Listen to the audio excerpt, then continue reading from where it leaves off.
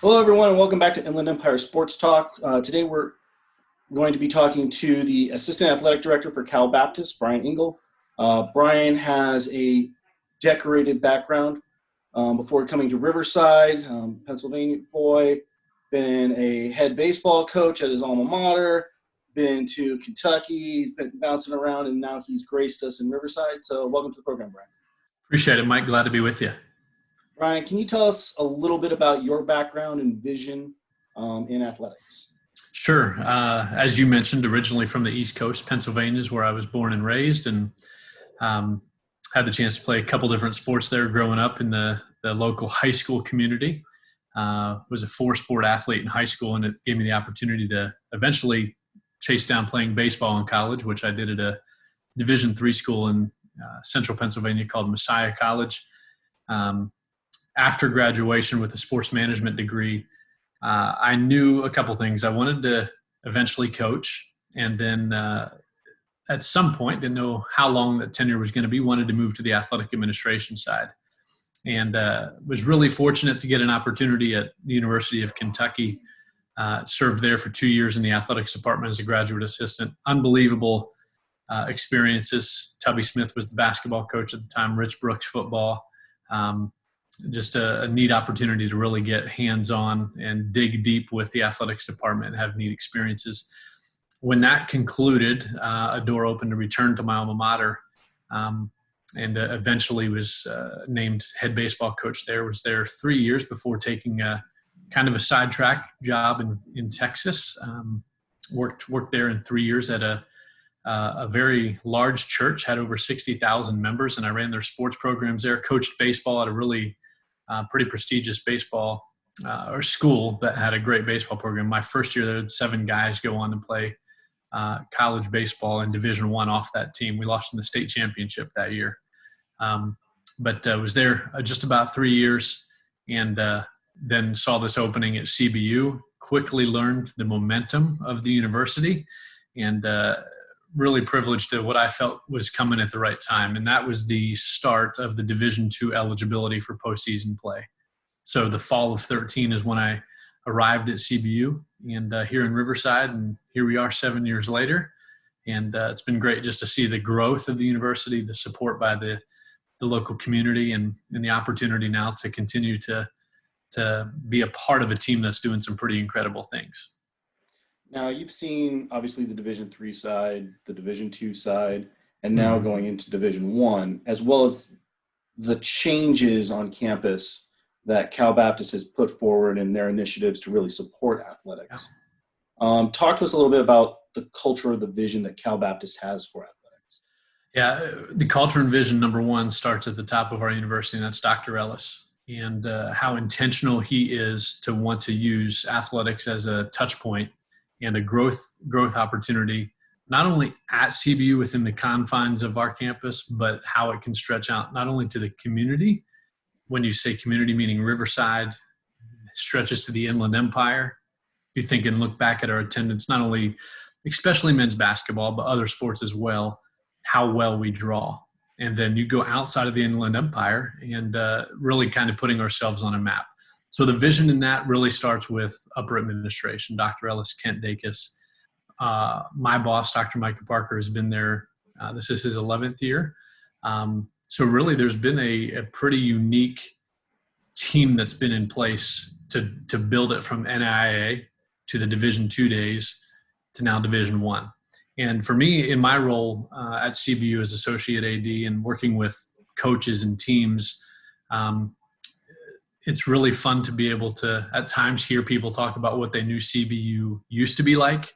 And that could have been something from the 80s or 90s. And if they haven't been back on campus or had an idea to what it looked like now, it's a complete game changer, and fun to see their reactions when they see their facilities or know how competitive our teams are across the board, from top to bottom, really, and how well they compete. So it's been fun to experience that through their eyes a little bit. I know I was talking to Gary Adcock a little bit earlier, Mm-hmm. head baseball coach, and when I walked onto CBU's campus going on 15 years ago now, and seeing how the baseball field was a completely different orientation than it is now. It's completely gone almost 180 degrees comparatively to what it was. It was a nice facility, but it wasn't anything that you have now. And then I was joking with him saying like, oh, 5 years from now, when I hit my 20 year, it'd be like, wow, how much more has this university grown just that small amount of time? Yeah. And obviously, I think the greatest example of that is your gym, which you were an intricate part of creating a 5,000 seat event center, which is almost the epicenter now of sports and CIF finals and everything else. Can you speak to that a little bit? Yeah, it's fun to be on the internal side and know what our visions and plans are for the future. We don't know timings on as far as athletics master plans, but what's really cool is to know the vision and direction that the university wants to take. And they want to use athletics as a platform. Obviously, those of us in athletics and how much we love sports believe in that. But what that can do for an institution, for a school, and a sense of pride, the alumni, the community, your engagement, things like that. So ideas and things we have in place that we someday want to achieve to. And that's as you mentioned, that's at baseball, that's at softball, that's at soccer, aquatics. You name the facility, and there's things we know we need to do to continue to chip away at the best of the best in Division I. The event center, what an opportunity to be part of that growth. One thing I didn't do, and I probably wish I did, was track the number of meeting hours that I sat in it's easily upper 3 digits, probably even getting into the 4-digit number of hours through the planning of that. I can remember back to my interview in August of 2013, and the event center and Division I was talked to me at that point. That was not an announcement yet of what was coming, but as far as what I knew was going to be a pretty integral part of my role, it was clear the vision and direction that Dr. Ellis, Mr. Dacus, and Dr. Parker wanted to go.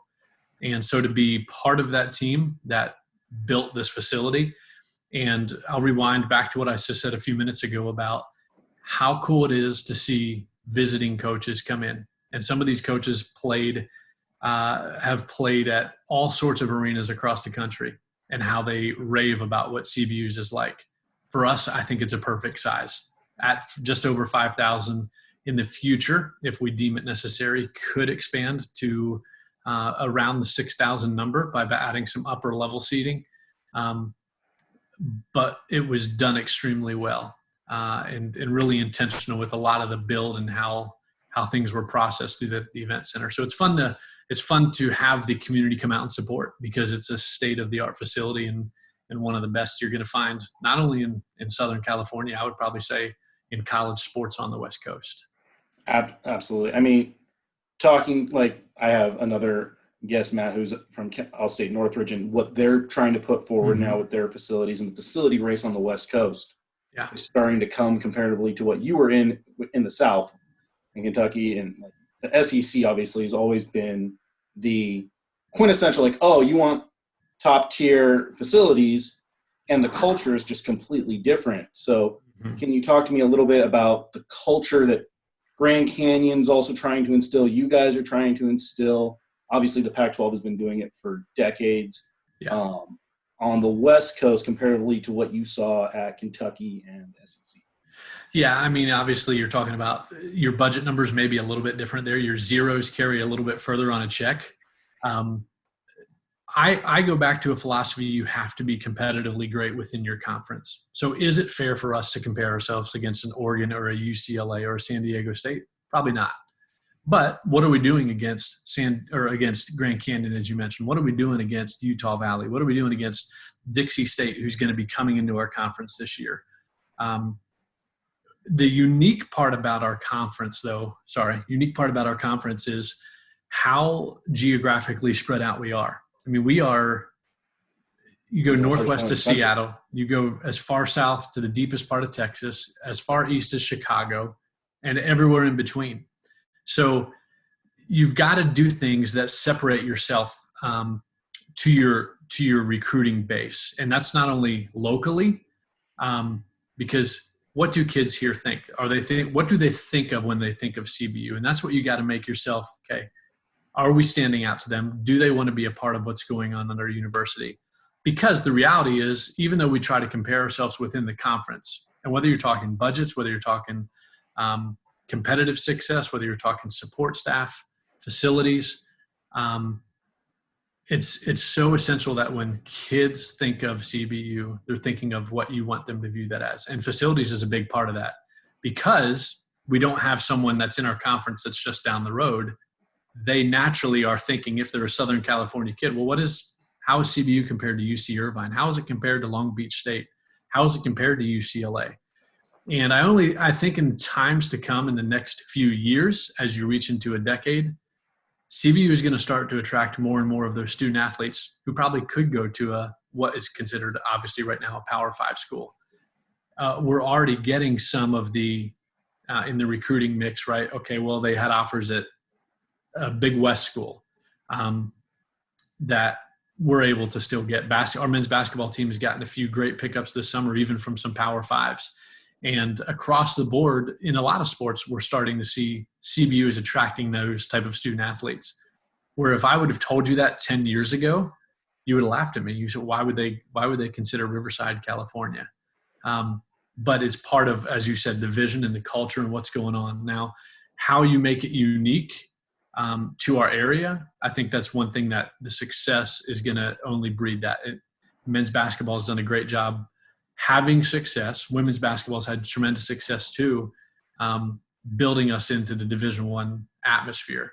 And that's only in one building, because as you said, you named Gary Adcock, unbelievably successful coach in the baseball program and extremely well respected, not only within the conference, winning a conference championship last spring, but across the region. And so to have our programs really go from, what this school was in this small school, to now you're going on a pretty big stage, a pretty big platform that we're getting considered by high school student athletes. And for someone who is in Southern California or even the West region, making ourselves unique to try to attract them to want to be a Lancer. Now, I'm not sure, talking about the NCAA specifically for spring sports, obviously we just canned an entire season. Mm-hmm. And now seniors are getting an additional year of eligibility. How is that working for you guys? Because obviously you can't compete at national championships because you're in your inaugural stages in Division I. Or is that pushing back your guys' timeline as well? Or is it just for the seniors for a one-year one-off? How is that working? Yeah, no timeline has been impacted by us at CBU in terms of the national landscape. It's a 4-year transition process. Actually, as we talk right now, we're 2 years through that, so halfway through. The impact on that is, as you mentioned, the senior spring sport athletes are given the opportunity to return within a year of eligibility. Across the board, all spring sports, you're talking golf, water polo, baseball, softball, are not cross country, that's a fall sport, but our distance track program. We're seeing varied levels. Some student athletes are deciding they want to return. Others have said they're just going to graduate, and whether it's return home, that might be an international student and do schooling there, or they've completed their eligibility and say, you know what, enough. I've had a great run of 4 years. It's really varied across the board per sport, but CBU has committed, and this is a big thing, that CBU has committed to say we are going to allow them to come back if they were on scholarship, to honor that. The NCAA is working through things like that, of what that looks like with either roster limits or nuances to having a lot more student athletes potentially on a team than what you've had before, and how universities are going to handle that from a budget standpoint. But CBU has committed to say we'll bring those senior spring sport athletes back. Obviously, there's a trickle-down effect. Coaches are recruiting players, not thinking they're going to have those players. And now as a freshman who I thought might have had a crack at some time, maybe that's a year away. And that varies by individual coach and student athlete too. Are they going to take a redshirt year? Are they going to jump right in and have an opportunity to compete? That'll vary. But I think the NCAA got it right with doing what's right for the spring student athletes in this case. And I know if I was a senior baseball player in my case, that my senior year got taken away early, that'd be a hard thing. So I'm glad the NCAA stepped in and made the right call on this. Now, obviously, you guys have embraced technology like many universities have. talk to me a little bit, because obviously you guys have started the Lancer network that for all the live streaming, probably about 5 years before most schools truly started to embrace it. And then you have schools again like Grand Canyon, which is a very comparable model, that have their own network, as well as you have like BYU, which has created their own actual collective bargaining agreement with a lot of the major networks for television. Is there anything that CBU is looking at to advance technology in the coming years? Yeah, I mean, I think our media production team, as you said, has done an incredible job. In this past year, I think really stepped up the game with our outdoor sports. With the infrastructure you had in place at the event center, you could pretty much know that one thing was going to happen. And one of the ideas behind the build in there was to make it TV ready, so that when an outside production crew came in, because in our old facility, if you remember back in Van Dyne, we would put some games on Fox Sports there. And it was unbelievable the amount of work and crew that it took to try to produce a game in that facility. We've gotten great comments from Fox Sports, and we engage them in the process of the event center. When you pull up, how can we make this basically a plug and play facility? And they love it. I mean, they say it's about as easy as a system that they could use that's still really complex, meaning it has all the bells and whistles, but it's all at their fingertips and ready to go once they step in. There's been enhancements now that we've put in at other facilities. You know, baseball is one that comes to mind with added video technology there. Softball or soccer field that really has enhanced the video aspect. I get excited about that because I think if I'm a parent of a student athlete and I'm out of state and I don't get the chance to watch my son or daughter play all the time, I feel like I can watch a quality broadcast. And that's just not from a video standpoint, but having quality, whether it's play-by-play announcers and how that's enhanced someone's watching and viewing experience.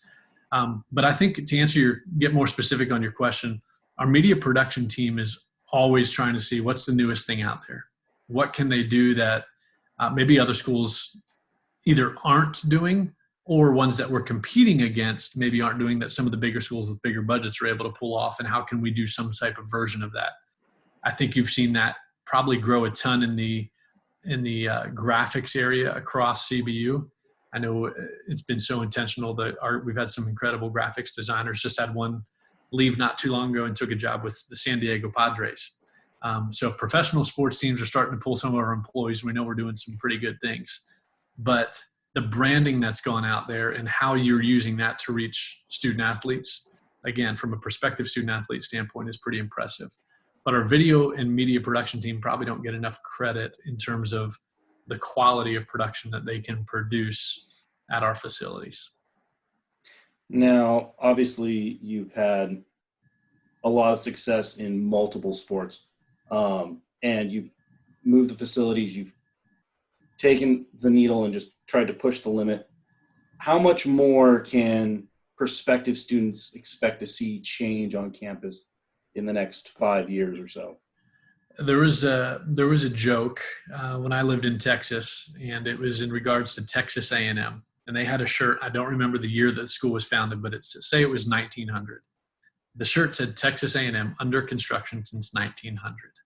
And their joke was there's always something going on. And I think if you're at a place where there is a crane in place, if there is a building being built, if there's construction fencing up, you're at a place that's progressing. You'd much rather have that, even though at times it's an inconvenience, whether it's the noise, whether it's the dust. But what that is progress. And so there's always going to be something going on at CBU. I don't think we've started to scratch the surface. And obviously, if you come on and people come to see campus, they get the idea of, man, this place is pretty special. And we do have, as I mentioned at the very beginning, an athletics master plan that's in place. I'm not 100% sure on timelines. And a lot of that, as we go through this national pandemic and trying to figure out what are funds like, what's enrollment going to be like across not just CBU, but all across the country. But there are plans in place that we have that are pretty special to make our facilities the best of the best. I always thought in Division II, we had arguably the best facilities from most of our sports on the table. When you go to Division I, that's a game changer. All of a sudden, what used to be a facility that, if we had a good crowd, it it would rival the best in Division II. Now at baseball, we've done some great marketing things. But if you can get 1,000 people there, which a couple times early this year we did, which was an incredible crowd. We had fireworks nights. We were getting things going before this happened. We know we have to do things to make expansions and make things bigger and better. That will draw fans. That will draw student athletes. Every student athlete wants to play in front of the big crowd. So things are in place over the next few years. No specific timelines have been officially signed on a dotted line, but I know there's going to be progress and continued growth at CBU. I know one of the things when you guys pushed the envelope I was a part of was when you were in Division II, and I believe you bought 10,000 seats at Angel Stadium to play Point Loma for a conference game.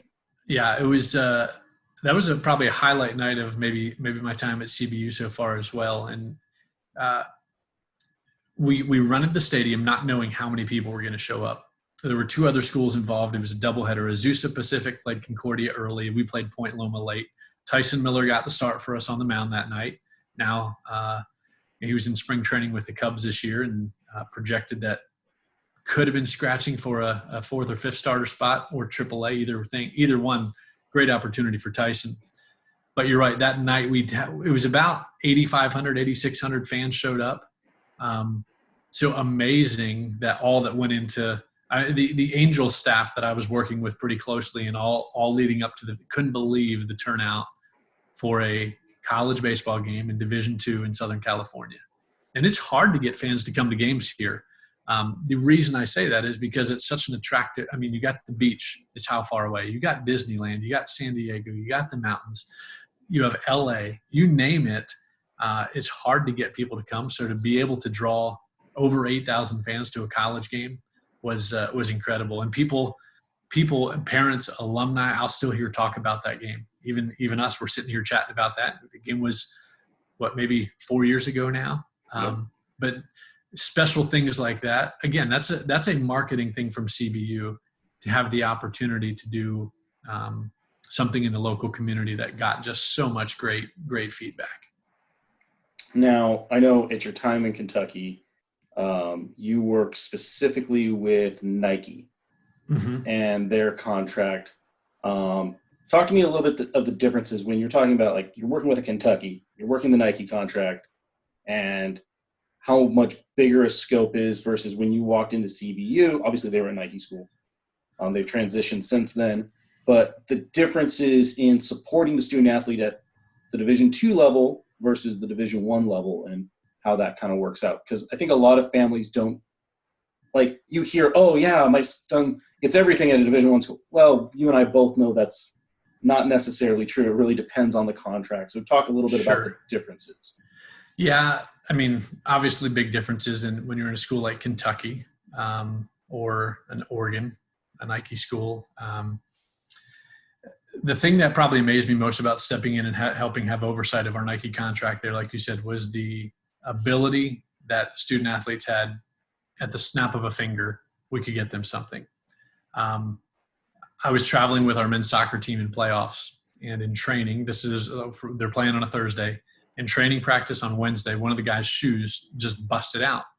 I called our Nike rep, who was in Tennessee, and by the next morning, the day of the game, I had a brand new pair of shoes at the hotel ready for Jamal to play in the game that afternoon. Just the immediacy of how much people wanted to be involved and how quick. Now, obviously, from a financial standpoint, what those contracts are like and what the apparel and shoe companies will give.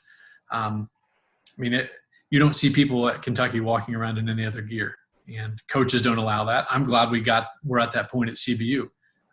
You don't train in anything other than a CBU shirt, a Lancer gear. If you're in the weight room or athletic performance, that's what you're wearing. But it takes a commitment, again, from the athletic department budget, from a university to say, we're going to commit to these funds. Now, some of that is kicked back from an apparel company. It's, no, you're spending X amount to make sure your student athletes, when you're walking on campus and when you're going to class and when you're out in the community, you're in Lancer gear. You're wearing Adidas. You're wearing Adidas shoes. You're wearing Adidas socks, things like that. in some ways, it's almost unfair to try to put into words what a Division II model would look like in our Division II days, and then a place like Kentucky, because you can't compare the two in how much gear and how much access and how much availability of product there was. But what you find at CBU, just like Kentucky, you're given every opportunity to wear the apparel you're going to want to wear. Whether it's game gear, whether it's uniforms, whether it's practice stuff, whether it's lounging, the university is committed to put the funds up front to be able to support the student athlete and their experience with that. Now, obviously, with putting those type of funds up front, the main sport that drives that vehicle is football. Mm-hmm. In most universities, conferences, etc., most collective bargaining agreements for TV are based upon football. Has CBU talked about football at all, or is that just not part of the model at this point? Yeah, as of right now, there's no projected plans for that. I know that's a question that we get a lot. People want to know, will that start at CBU? Is there plans? I can definitively say that as of this point, there's no plans to add that to the model, to the table. And even as we transition to Division I, people thought, oh, you're going to Division I, that means you have to have football. Well, A, definitely not true. B, our conference that we're affiliated with, the Western Athletic Conference, doesn't have football. 3 of the 5 out on the West Coast don't have football. Right. So I think there is the misconception or rumor mill start at times that people just think, oh, well, that's part of what's going to be next. As of now, there's no conversation in regards to that at CBU. Okay. So obviously we're having social distancing right now because we're doing this on Zoom instead of in our normal production. Did you know studio. Zoom existed before a few weeks ago? I did, but that's because I have to do that and go to meetings, especially with a lot of my umpires. There you go. So that's how we get a lot of our conference calls out. Also, we use this all the time with reps. So that way they can talk to 100 of us at one point and just show a new product versus having to try to have all of us go and touch and feel at the same time. So I was used to it, but I know a lot of people aren't. I'm a little bit more digital than analog than some reps.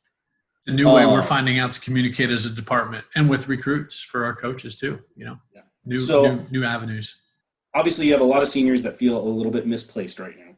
Mm-hmm. You have a lot of social distancing. What would you recommend to the parent or to the student athlete of the juniors and seniors moving forward for this summer as it comes into regards for getting selected to a CBU when it comes to any athletic program? Yeah, good question, and unique ones that we've never really had to experience or talk through before. Maybe putting on my coaching hat from experience, the best way in this time that you can get in front of a coach is to be sending game footage, film footage, whether that's workouts, whether that's highlight video. It's going to be interesting to see how coaches evaluate through this time. I was at our women's basketball, talking to our women's basketball coach the other night, Jared Olson, and it's funny to think as they this time of year they would have normally been getting primed to go all the showcases all across the country. In one weekend you could have had a coach in Chicago, one in Vegas, one in Phoenix, one in Orlando, because there's showcases and there's elite leagues everywhere. This summer that's all shut down. So how that's going to impact recruiting, right? If you're a high school junior and you thought, man, this is my summer to really get on the map. Now, how does that happen? I think it's just continuing to get in front of coaches with communication, whether that's email. I would also send in the highlight videos. The other thing I would make sure for any prospective student athletes is to pay attention to school websites because places are going to be still offering camps. Maybe not this summer. We'll see how that continues to develop. But as things go into the fall and select camps, there's going to be opportunities for student athletes to continue getting on campus and being able to get in front of a coach and have that opportunity. But it's a unique time, right? Not only are young kids, young girls, young boys not having the chance to showcase themselves in the summer, our coaches aren't having the chance to go and be able to review and see who's going to be best fits as well. So not giving up might be my my word, because our coaches are going to be desperate. They're going to be doing the same thing. How can internally we find ways to make sure that we're getting still the best student athletes and best fits for our teams? I think one of the main things that I keep hearing over and over again from all the coaches that I've talked to, and I ask basically the same question at the end each time, is that coaches are actually eager to hear from student athletes. Mm-hmm. I think a lot of student athletes before was, oh, well, if you're good enough, they'll find you. And in essence, they will. But if you're the one knocking on that door, they're far more eager and open to answering it now than they've ever been. Right. So don't be shy. Yeah, I'm with you. I think persistence can be a good thing. A coach will ultimately tell you if they don't feel you're a right fit or not good enough, or they don't have a position spot. But unless you ask that, or unless you keep your name in front of a coach, when I coached, I always wanted people who were persistent to want to be part of my program. And then ultimately it was up for me to make the decision, were they good enough to play for us? But I wanted people who wanted to be invested and wanted to be a part of what we're about. And I think that's true for any coach. You want buy-in. You want someone who wants to wear a Lancer jersey now. You want someone who's going to represent yourself and CBU in a good way. And knowing someone wants to be a part of that is a big part of that process. Well, Brian, thank you for your time. Again, this is Inland Empire Sports Talk. We're talking to coaches. It's brought to you by BSN Sports. Basically, if you want to get on this program and you're a coach, athletic director, or a recruiter, just shoot us an email. It'll be at the end of this. Past that, Godspeed, stay safe, and God bless America. Appreciate it. Thanks, Mike. Thanks, Brian.